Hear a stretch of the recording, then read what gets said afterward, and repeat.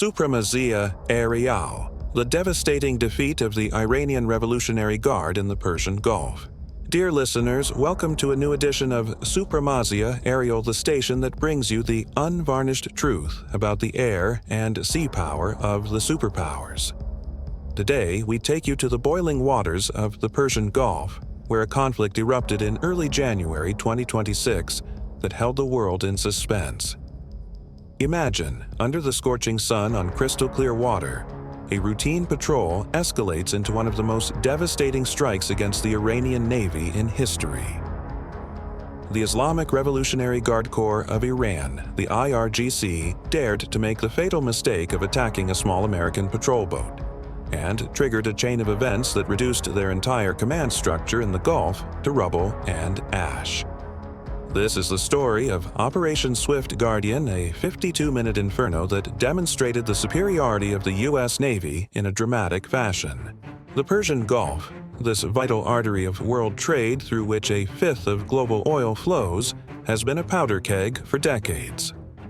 Around 75 U.S. Navy ships patrol here constantly to ensure freedom of navigation and ward off Tehran's constant provocations. Usually, these are limited to aggressive maneuvers, threats over the radio, or dangerously close passes. But in early January 2026, Iran crossed a red line. They planned a brazen boarding attempt on an American ship to hijack top-secret equipment worth $300 million and take the crew hostage, a humiliation intended to be broadcast live on Iranian state television.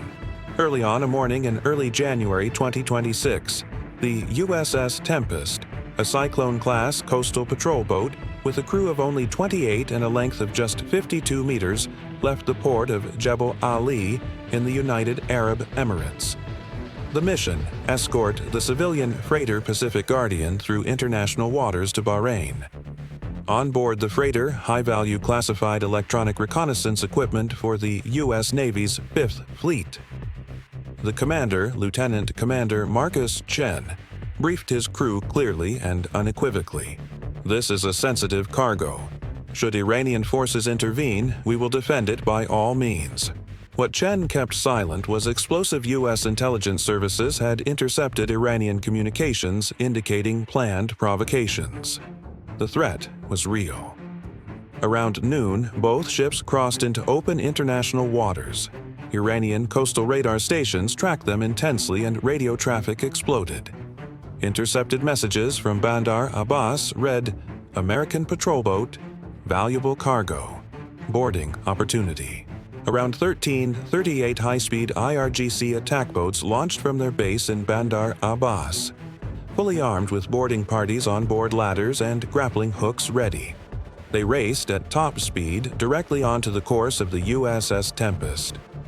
The Fifth Fleet headquarters in Bahrain alerted immediately. 8 Iranian speedboats approaching. Estimated arrival 30 minutes. Rules of engagement defensive. Fire only upon attack or boarding attempt. Chen ordered combat readiness 25mm chain gun and 50 caliber machine guns, Mk-19 grenade launchers, all manned. The Tempest was small but deadly, but 8 against 1. The Iranians expected easy prey. They did not suspect that they were making 5 catastrophic mistakes. First mistake. The Tempest immediately transmitted an encrypted emergency buoy, an automatic alarm to all U.S. ships in the Gulf. Second mistake. 2 Arleigh Burke-class destroyers USS Milius and USS Deo were lying just 18 nautical miles away and raced in at full steam. Third mistake. 4 MH-60R Huadai Seahawk helicopters armed with Hellfire missiles and Door machine guns were already in the air. Fourth mistake. The carrier strike group of the USS Ronald Reagan 60 nautical miles away launched 12 FA-18 Super Hornets with lightning speed. Fifth and most fatal mistake. Below the deck of the civilian freighter Pacific Guardian hid 12 elite Navy SEALs, fully equipped for exactly this nightmare. Iran thought they were hijacking a helpless patrol boat. Instead, they woke a sleeping giant.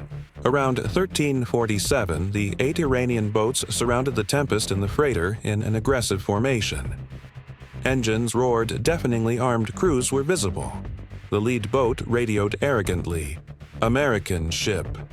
You are in Iranian waters. Illegal cargo. Stop your engines immediately. We will board and inspect." Chen countered coldly, "Negative. International waters. No authority. Keep your distance or we will open fire."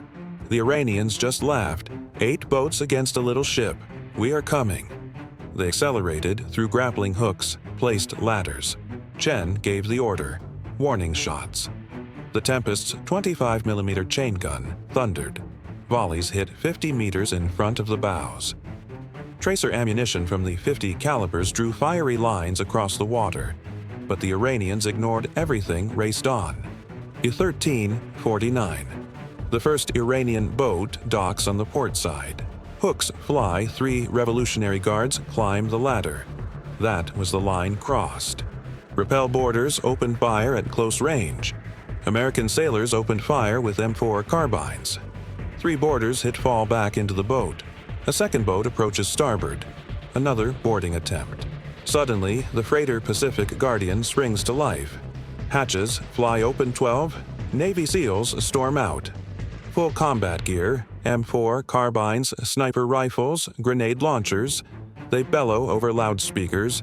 "This is the U.S. Navy SEAL Team illegal boarding maneuver. Stop immediately or we will destroy you with deadly force." The Iranians didn't believe it, kept attacking. SEAL snipers opened precise fire. Helmsmen and engineers hit boats spin out of control. Chaos reigns. Small arms fire from both sides. SEALs eliminate targets with surgical precision. Tempest hammers with onboard weapons. The Americans are outnumbered, surrounded, but then the cavalry arrives. 13-52-4. MH-60R. Seahawk helicopters thunder in at 60 meters altitude. An American voice booms from loudspeakers. "Iranian boats. This is the U.S. Navy. Disengage immediately. You are being targeted by attack helicopters and incoming fighter jets. Retreat or destruction." The Iranians hesitate, look up. See door gunners with MG Hellfire missiles ready. The lead boat radioed defiantly. "We are the Revolutionary Guard. We have the right to board." Chen interrupts. "You fired on a U.S. ship and boarded. You are now hostile combatants. 5 seconds to retreat."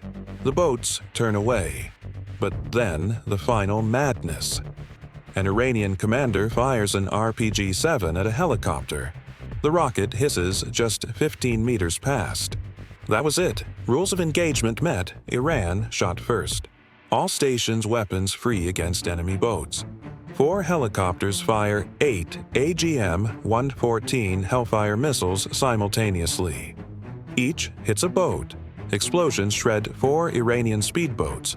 Crews vaporize debris flies. The remaining 4 boats flee in panic toward the coast. Too late. The 13-54-12. FA-18. Super Hornets race in at Mach 1.2. Sonic boom echoes over the water. All flights weapons free. Sink them. 8 AGM-84 Harpoon anti-ship missiles fired. Overkill for small boats, but the message must be absolute. 4 more explosions. Nothing remains but burning fuel and wreckage. 13-56. Just 9 minutes after the boarding attempt. All 8 Iranian boats destroyed. About 84 Revolutionary Guards dead. Tempest slightly damaged, 3 wounded, non-life-threatening. Freighter unharmed. Cargo safe. But the U.S. response was not yet over. 13-57. The 5th Fleet is not satisfied with mere defense. Admiral Michael Warner evaluates the footage illegal boarding shots at helicopters attack in international waters. That is piracy. He requests from CENTCOM authorization for follow-up strikes against IRGC command infrastructure. Answer within 90 seconds approved. Targets Bandar Abbas, base command centers, ammunition dumps, fuel depots, docks, radar stations, plus secondary bases on islands. 14 Orod, Milius, and Deo prepare. 90 Tomahawk cruise missiles ready, each 180 in total. 14 Ardo 3, 60 Tomahawks fired, Thunder over-the-water missiles race at 900 km/h toward the coast. 14:05, Super Hornets received new targets, sink all outgoing IRGC boats. 14:08, Iranian command in Bandar Abbas detects 60 incoming missiles. Panic air defense activated evacuation too late. 14:21, the volley hits synchronously. Command headquarters direct hit. Building collapses, sector commander and staff dead. Communication center destroyed. Ammunition depot chain explosion shockwave palpable up to 40 kilometers. Docks collapsed. 3 missile boats and 2 corvettes destroyed in dock. 7 patrol boats and other ships sunk in berths. Radar systems systematically wiped out. Barracks crushed. 300 dead there alone. Further attacks on island bases Abu Musa, Keshmlarak, all eliminated.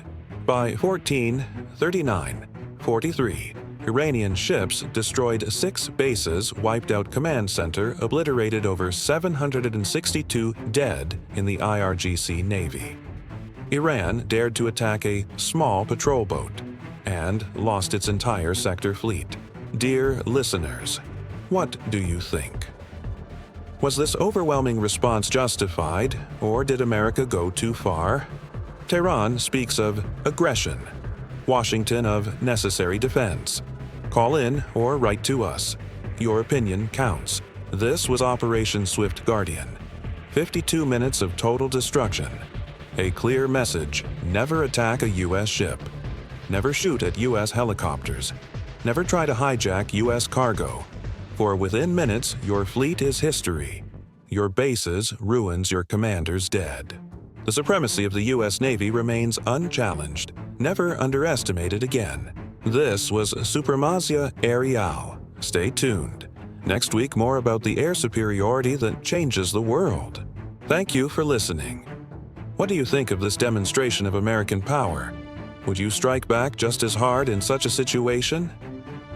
Let us know. We read every message.